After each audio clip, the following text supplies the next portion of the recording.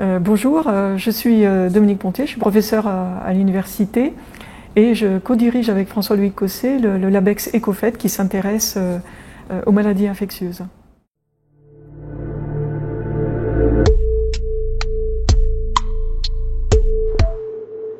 Pour moi, les évolutions se déclinent au niveau des techniques d'acquisition des données, de leur modélisation et d'un nouveau concept, celui de One Health. Voilà, donc on ne va plus échantillonner, enfin en ce qui me concerne, je travaille sur les populations de chauves-souris, et je ne vais plus échantillonner les populations comme je le faisais il y a 30 ans. Maintenant, on a la possibilité d'équiper les individus avec des capteurs qui vont nous permettre de les étudier sans même interagir avec eux. Donc on va pouvoir analyser leur comportement, leurs mouvements, les interactions qu'ils peuvent avoir avec leurs congénères, avec des individus d'espèces différentes. Et puis pour les individus que l'on capture, eh bien, on peut vraiment maintenant travailler sur différents prélèvements, du sang, des fécès, de l'urine, parce que maintenant on sait qu'on peut étudier ces prélèvements, on peut les analyser en laboratoire dès qu'on retourne sur le terrain. Parce qu'on dispose de tests sérologiques qui vont nous amener des informations sur les infections passées des individus. On a aussi toutes les techniques omiques qui vont permettre d'avoir accès au génome des individus, d'accéder aussi au génome des virus, d'avoir une idée précise des variants qui circulent chez les individus infectés. Et puis d'autre côté, on a aussi les avancées au niveau de la modélisation de ces données, avec les simulations numériques qui vont nous permettre d'explorer des modèles de plus en plus complexes, qui intègrent de plus en plus de phénomènes et qui vont aussi nous permettre de générer des nouvelles données. Par exemple, les capteurs.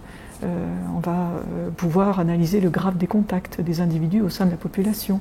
On intègre les données de séquençage, ce qui va nous permettre, en lien avec la théorie des réseaux, de reconstituer les graphes de transmission.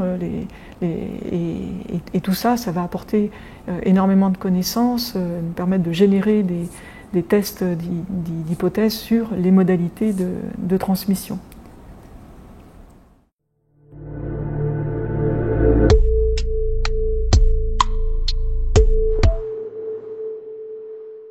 Pour moi, ça a été le besoin de comprendre, de laisser libre cours à ma créativité pour m'orienter dans les méandres du chemin difficile de la recherche, pour pouvoir apporter des nouvelles connaissances en restant toujours très humble, tant beaucoup de choses, j'ai l'impression, m'échappent et continuent de m'échapper d'ailleurs. C'est aussi la liberté, c'est l'absence de carcan qui faisait que je pouvais entreprendre des recherches là où mon intuition me poussait. Donc c'était l'envie de construire, de développer une problématique de recherche, et cette liberté-là, je l'avais tout simplement parce que c'est l'enseignement qui m'a été dispensé pendant mes années de thèse par le professeur qui m'encadrait et qui avait la vision que le chercheur devait façonner se façonner et développer sa personnalité, pas de manière hyper spécialisée, mais de manière ouverte, sans se fermer de porte, c'est-à-dire en ayant conscience que le monde qui nous entoure est bien plus grand que ce que nous, on peut étudier, voilà, le petit bout qu'on peut étudier. Donc il me parlait de philosophie, d'épistémologie, de biométrie, d'interdisciplinarité. Il me parlait de résultats qui n'avaient rien à voir avec mes problématiques de recherche.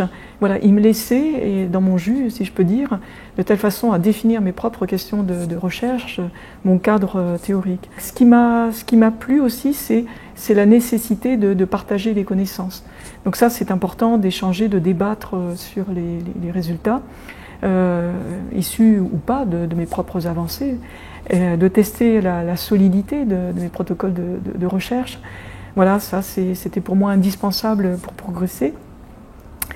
C'est aussi la possibilité de lire, de réfléchir, de prendre le temps d'être philosophe. Alors qu'est-ce que ça veut dire? Eh bien, en fait, c'est d'avoir le temps de contempler finalement l'étendue de mon ignorance, de me rendre compte que mon travail il est critiquable, de prendre du recul et de ne publier que les résultats qui me semblent suffisamment robustes, hein, tout en gardant cette humilité. Voilà, donc même si on est entré maintenant dans une autre manière de faire, pour moi c'était un luxe et c'est tous ces éléments qui ont été déterminants dans le choix de ma carrière.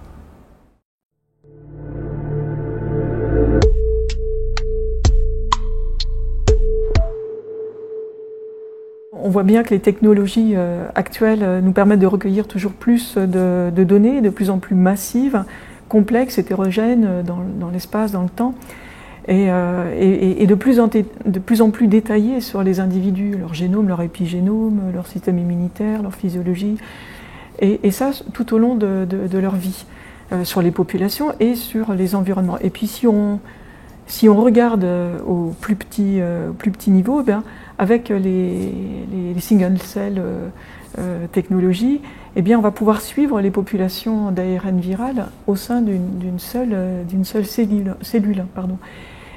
Donc ça c'est vraiment prodigieux, parce qu'on va pouvoir regarder leur comportement, identifier des variants, voir s'il y en a qui sont meilleurs que d'autres, etc. Mais le risque est en fait de se laisser piloter par les nouvelles données.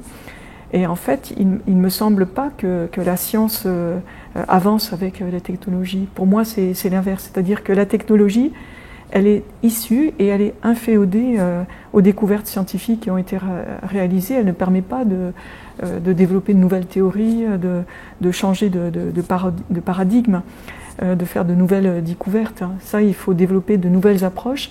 Et parmi la principale pour moi, en fait, c'est l'intuition. Et ce n'est qu'une fois qu'une piste ou plusieurs pistes interpellent le chercheur que la technologie, elle va entrer en scène pour pouvoir décupler la sensorialité des chercheurs, c'est-à-dire aller voir plus loin, voir plus près, analyser de plus en plus de données, les intégrer, etc. Voilà, donc on vient de vivre une crise sanitaire majeure. Alors comment on peut en prévenir d'autres? On voit que la planète, elle va de plus en plus mal, que les écosystèmes s'appauvrissent et qu'il y a un lien entre l'émergence des maladies infectieuses, la santé des animaux, la santé des écosystèmes, la santé des êtres humains. Voilà, et on voit qu'il y a véritablement besoin de collaboration entre des champs disciplinaires, et donc pour résoudre les défis de demain. Ce ne sont pas forcément les big data qui vont nous permettre d'avancer, ce sont les nouvelles théories, les nouveaux paradigmes intégratifs qu'on va être capable de développer, et bien entendu les nouvelles technologies, elles vont nous permettre de déployer tout ça de manière vraiment très très forte, hein. Donc on va s'appuyer sur elles, en réfléchissant à la santé non pas comme un pathogène de manière isolée dans des hôtes, mais pour moi le vrai bouleversement, c'est vraiment de la biologie, c'est la biologie des systèmes, c'est-à-dire le fait de ne pas étudier des interactions 2 à 2, une cellule avec une cellule, un individu avec un individu. C'est vraiment de prendre en compte des interactions multiples qui interagissent, qui s'affectent les unes les autres.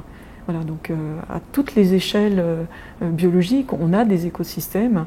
Des écosystèmes, on va pouvoir les décliner à l'échelle intra-individu, inter-individu, intrapopulation, interpopulation, intra-communauté d'espèces, intercommunauté d'espèces, etc. Donc avec des interactions entre tous ces écosystèmes. Donc c'est vraiment ça la biologie de demain. Pour relever les défis, il va falloir vraiment intégrer tout ça de façon à mieux comprendre les maladies infectieuses et à mieux les prévenir.